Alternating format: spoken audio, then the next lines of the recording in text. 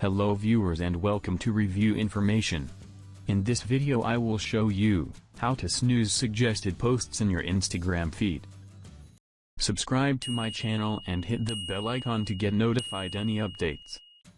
To begin, open the Instagram app on your phone.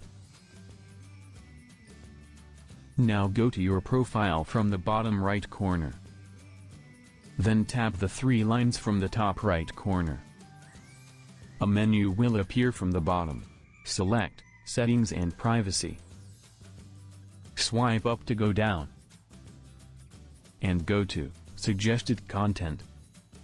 Here you will find Snooze Suggested Posts in Feed. Simply tap the slider to enable this.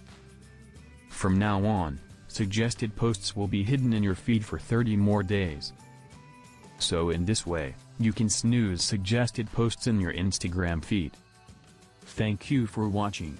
Hope you guys enjoyed my video. Please subscribe my channel for more videos. Goodbye.